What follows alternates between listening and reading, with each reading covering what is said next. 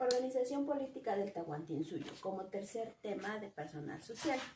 Decimos que la organización política del Tahuantinsuyo, el Estado inca netamente era un Estado expansionista, imperial, aristocrático y centralista.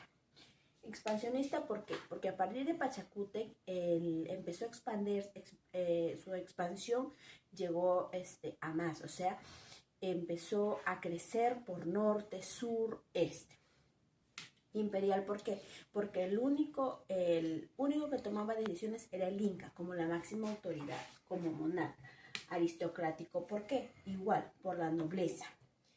O sea, ¿qué quiere decir? Era la nobleza, era monárquico absolutista, o sea, lo que él decía era la voluntad, era la ley. Aristocrático, por de acuerdo a la línea de sangre. Y centralista, ¿por qué? Porque él decidía, el Inca decidía, pero ¿dónde radicaba el Inca? En el Cusco. Entonces, toda la organización política iba hacia el Cusco, todos los funcionarios se iban hacia el Cusco a rendirle cuentas al Inca. Ahora, la organización política se divide en dos, en autoridades centrales y en autoridades internas o del Ayo. En las autoridades centrales tenemos al Zapa Inca.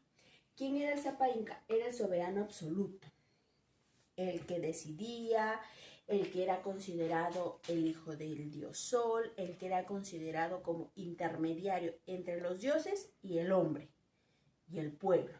Además, era padre y juez para el pueblo. O sea, era considerado como un padre para el pueblo y a la vez juez porque él dictaba las leyes y hacía que se cumplan.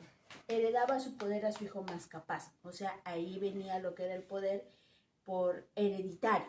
No es que, pero dice a su hijo más capaz. De todos los hijos que tenía, los preparaban para digamos, para que puedan aprender a gobernar, pero luego de eso, luego de los años que les tocaba estudiar, había una especie de evaluación, un reto de habilidades en los cuales el más hábil era el que desempeñaba como el Auqui, como el heredero, el príncipe heredero. Entonces, la autoridad central es Zapa Inca y luego viene el Auqui. ¿Qué era el Auqui? El príncipe heredero. Era preparado para las labores de gobierno, o sea, lo preparaban para saber gobernar con la lectura de quipus, la religión inca, labores del ejército, etc. O sea, netamente era preparado para poder ser un buen sucesor del Zapa Inca. Pachacútec estableció el correinado. ¿Por qué lo estableció el correinado? Porque digamos que la sucesión a veces era una lucha sangrienta, o sea, por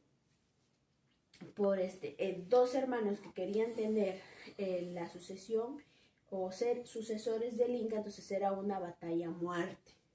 Por eso Pachacútec estableció el correinado. O sea, si bien es cierto, uno era Zapa Inca, pero el otro podía apoyar.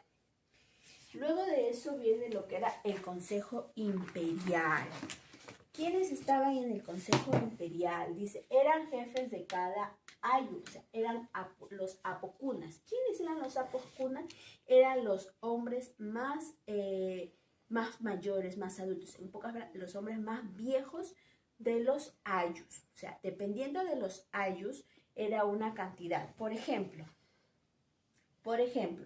de Collasuyo y de Chinchaysuyo eran eran 4. Chinchaysuyo y Collasuyo. ¿Por qué? Porque eran los suyos más grandes. Y de Contisuyo y Antisuyo solamente eran 2. ¿Entienden?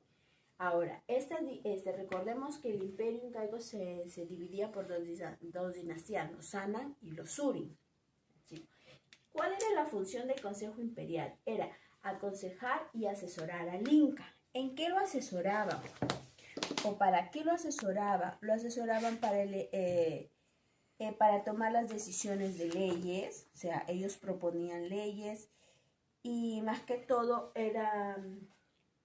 ayudaban, digamos, a la contabilidad, o sea, supervisaban también a los quipu camayoco. ¿Por qué? Porque también eran integrados por los apus quispay. ¿Quién eran los apus quispay? Los jefes militares.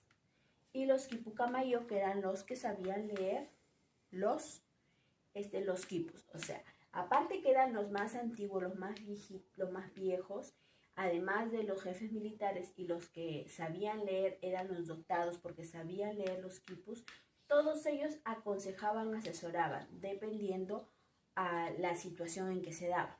Ahora, si había un conflicto muy grande, entonces ellos le ayudaban al Inca a tomar la decisión con respecto a las leyes. ¿Listo?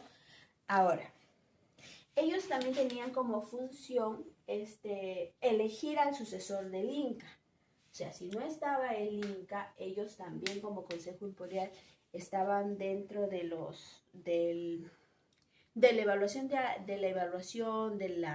digamos que del entrenamiento, o digamos, ¿cómo lo podemos decir?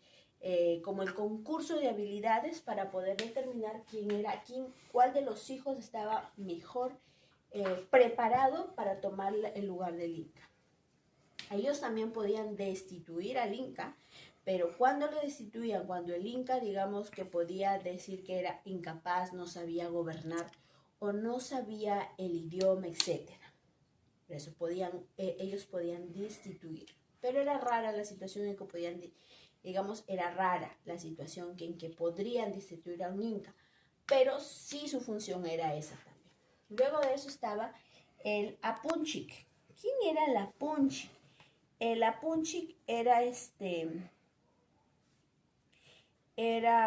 vice Inca, o sea, quiere decir como por ejemplo, tenemos al presidente de la República y tenemos un vicepresidente, o sea, el que sustituye al presidente en caso él faltase.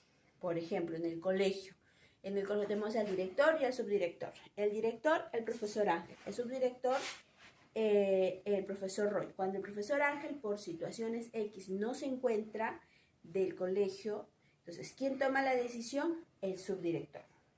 ¿Me entienden? Entonces, esa forma es en que tenía el Apunchi, que era el vice Inca gobernante de cada región. O sea, él no quiere decir que se encontraba en el Cusco, no, sino que representaba al Inca en cada región. ¿Me entienden? No es que el Inca tenía que estar en Chinchaysuyo, en Contisuyo, en Antisuyo, en Coyasuyo. No, simplemente él lo representaba. Al no estar el Inca, él era el representante. ¿Ya? Dice, representaba al Inca en cada provincia.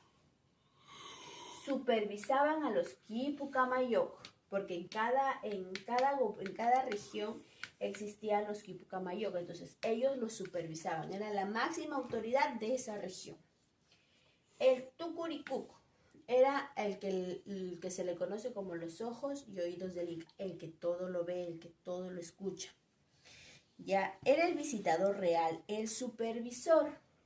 No quiere decir que todos sabían quién era el Tucuricuc, no, el Tucuricuc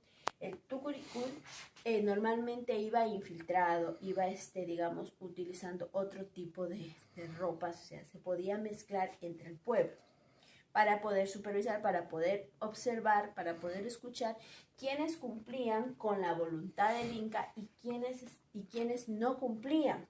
¿Para qué? Para que esas personas que no cumplían, ellos eran castigados. Además dice que este cargo, dice, generalmente era un tío o un hermano del Inca. ¿Por qué? Porque estos cargos eran cargos de confianza.